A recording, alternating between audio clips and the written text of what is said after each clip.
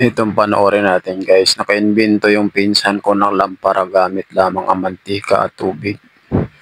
Ganda nito guys, magagamit to lalo na sa mga bundok. Mga bundok na lugar yung walang kuryente. Ito lang yung guys, o di na kailangan ng gas.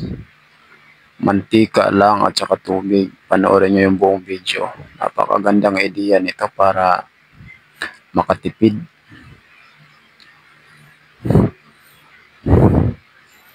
Yan o. Tubig lang yan at saka mantika guys. Panoorin nyo yung video kung paano gawin. Ituturo ng pinsan ko sa inyo. Step by step yan.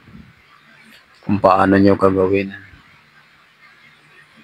Yung pinsan ko na yan, matagal sa abroad yan. Dati siyang engineer sa ibang bansa. Kaya magaling siya sa mga ganyang invention. Panoorin niyo yung video guys. Step by step ituturo niya sa inyo kung paano gawin yan. Napakadali niyan. Ano, magamit ka lang ng fuel. Yan. Yan, fuel lang yan. Tapos cotton buds. Tapos isisiksik nyo dyan. Yan, katulad ng ginawa ng pinsan ko na yan. Yan. Sisiksik nyo lang yung ano dyan, yung cotton buds. Yan. Tapos, lagyan nyo ng tubig. Pwede nyo punuin. Pwede rin hindi. Huwag nyo lang paapawin sa cotton buds. Kasi maglalagay pa tayo dyan maya ng mantika.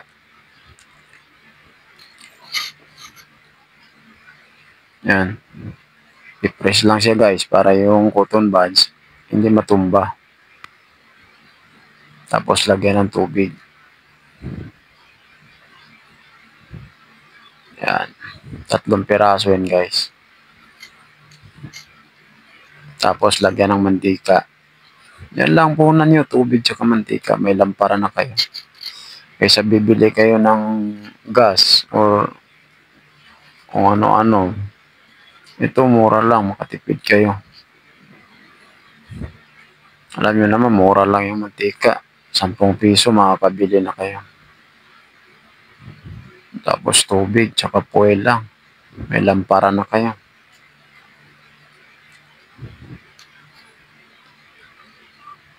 Yan. Sisindihan niya ng pinsan ko. Malupit yung pinsan ko na yan. Marami kayong matutunan yan. Ito guys, sinishare ko lang sa inyo to para may technique din kayo, idea kayo pag nasa bundok kayo or mapadpad kayo kung saan. At least, mayroon kayong idea na ganito, magagamit nyo ito. Oras ng kagipitan nyo, yung mga ganitong idea, pag mayroon kayo, talaga magagamit nito. Kung nagustuhan nyo yung video na ganito guys, i-share nyo to guys. I-follow nyo na rin ako. Para bilang tulong, magsishare ako dito ng mga video na mga idea na ganito. Marami kayong matutunan sa mga ganitong videos guys. Kaysa naman mag-share kayo kung ano-ano, ito yung si-share nyo para matutunan din ng mga kamag-anak nyo. Pag mag-brand out sa lugar nyo guys, ito ang pinakamagandang option. Wala kayong ilaw. Tubig tsaka mantika lang.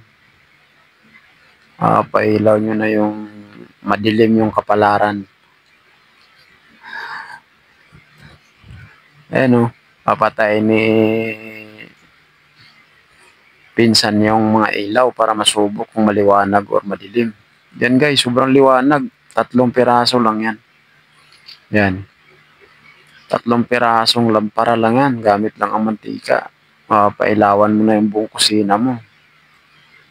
Yan. Pwede rin kayo gumawa ng sarili yung version nito guys. Gamitan nyo ng mga matitibay na lagayan or mabibigat para hindi siya matutumba. Or mga lumang baso, mga ganyan. Botelya, mga buti ng alak. Yan, pwede yan. Gawin yung ganito. Yan, oh. Sobrang liwanag yan. Saan ka kukuha ng ganyan? Yan. Pag may idea kang ganyan, ako, panalong-panalo ka na yan. Yung mga idea na malupit. Yan. Hanggang dito lang tayo, guys. Salamat.